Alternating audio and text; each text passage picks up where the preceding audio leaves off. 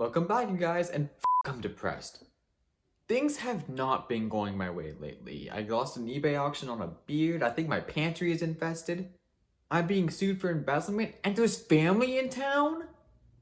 Being depressed is horrible. My gum keeps swelling up. Well, time to solve this problem the best way I know how. Plastic surgery. Yeah, let's try Sonic instead. There's a very solid principle in life that most things on Earth abide by. If it doesn't work, change it. And if it does work, still change it. The year is 2008. The Sonic franchise is doing pretty well overall, releasing some hit games, some not so hit games, and some Sonic 06 games. It was around this time that the Sonic franchise started to branch out quite a bit. Nothing wrong with little diversity, which is coincidentally what I call my closet. You had Sonic Rush, Sonic Adventure, Sonic Jump, Sonic Rivals, Sonic and the Black Knight, Sonic and the Secret Rings. A ton of new Sonic games were coming, and they were all diverse. Now, were they all good?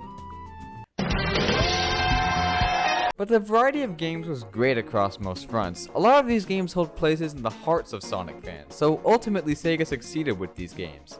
So in an era with so many new games, how could someone even hope to choose a favorite? Pretty easily, actually.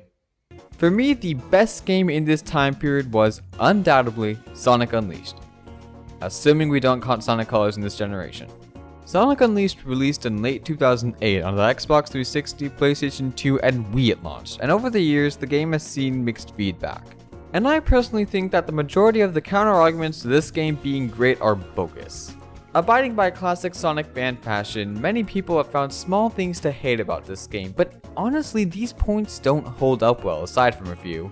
So what is Sonic Unleashed? Let's find out. Sonic Unleashed is Sonic Unleashed, but only at night. So Eggman has a death ray. I am begging him to be original. The point of this death ray is that the death part comes in later. For now it's just a ray which uses the power of the Chaos Emeralds that he stole from Sonic. And just to rub it in, Eggman turns Sonic into not Sonic. But remember that part where I said he stole the emeralds? Yeah, he didn't do that either. He just hid them in the exact temples where they were written to be in. Ever heard the phrase simpler is better, Eggman? But Sonic has to get the emeralds quickly or else this big purple thing called Dark Gaia will destroy the earth in T-minus however many days Eggman decided to give him. Does Eggman not realize he's challenging the fastest thing alive to a race? Okay, maybe this plot isn't starting off so strong, but look, it's not Tails! This is Chip. He replaces Tails in this game for, again, no reason whatsoever. I am convinced that Sonic lost the rights to Tails in this game. Chip has no memory whatsoever and travels with Sonic to regain his memory and, spoiler alert, It's been 13 years. Spoiler alert, Chip is actually the counterpart to Dark Gaia, Light Gaia, and can do, well, whatever he does here. Yeah, okay, I'll admit this plot is not up there, but it's not like there's a lot of competition. Oh. Still, the plot's fine. I can live with it. There's nothing glaringly wrong about it. It just makes no sense.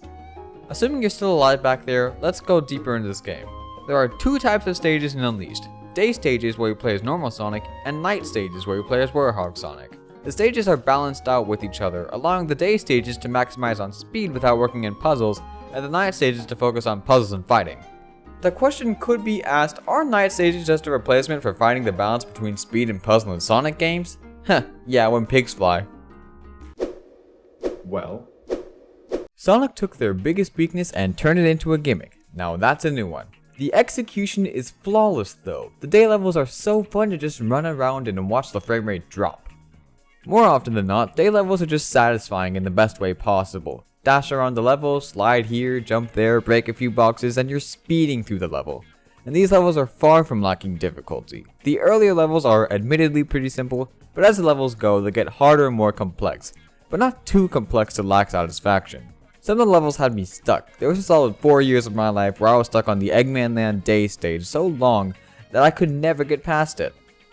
When replaying the game, it was still a difficult level, so it's good to know that I still love the things I suck at the most. The night stages are controversial to say the least. Some people see them as slow and boring and repetitive since the majority of the fights are identical in terms of the enemies, fighting tactics, and the length. And the fights are only really good in the Wii version of the game, which utilizes motion controls. Other consoles are stuck using button controls that are underwhelming at best. This gives me another opportunity to say, the Wii wins again. But in all honesty, I can't say I didn't like these levels. The variety of moves had a flair to it, and for the first time the series ever tried a system like this, it's executed surprisingly well. Now on to the stages. There are 9 total areas in the map, each one resembling actual places around the world, not counting Eggman Land. In each area, you learn the story of Dark Gaia, Eggman, and the cities themselves through dialogue with the citizens and actual Sonic characters. This puts a whole new meaning to the phrase Sonic is all about mashing the A button. Each of the different areas have a different theme, and the game does a really good job being accurate in terms of the landscape. The architecture is dead on in most zones. We start off with Apatos, based on Greece, featuring Windmill Isle, a staple zone recognizable by most. It does a really good job at introducing the mechanics of the game. Spagonia, based on Siena, Italy, features one of the most iconic Sonic levels of all time, Rooftop Run, which was later remade in Sonic Generations. Holoska, based on Alaska, is sometimes seen as too exaggerated from the actual place. To that I say, it's Alaska, there's nothing there to exaggerate. I'm gonna breeze through these next ones really quickly here. Mazuri, based on Africa, is the hub world in the PS3 and Xbox 360 versions, but has actual levels in the Wii and PS2 versions. Chunnan, based on China, does an excellent job nailing Chinese architecture. Shamar, based on a Middle Eastern desert, does a really good job executing level design all around. Empire City, based on New York, is only available on the Xbox 360s and PS3 versions. It's not the best in my opinion because some stages are just forgettable. Abadat, based on multiple Asian countries, is the one I remember the most and has a wide variety of fun stages.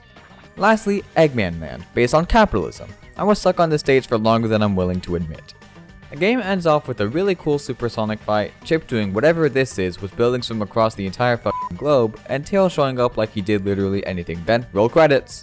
Sonic Unleashed is undoubtedly a masterpiece. The game excels in terms of level design, introduces a ton of new features that were groundbreaking to the series, and is easily the best game in this era for Sonic. Again, disregarding Sonic Colors. This game has definitely aged. The game hasn't seen much spotlight aside from turning 16 just a couple days back, but that doesn't mean that the game is irrelevant to today's Sonic games. I really hope that this game finds a way to be ported to modern consoles, and by ported, I don't mean Sonic Colors Switch ported. This game has its audience. Werehog Sonic will never be universally popular, but that doesn't mean it was a bad feature. This game hits all criteria out of the ballpark, taking from what it's learned, and serves as a great example for Sonic games to come. And you know what? This has really helped me with my crippling loneliness. Now all that's left is crippling debt. I feel like things are starting to go my way again.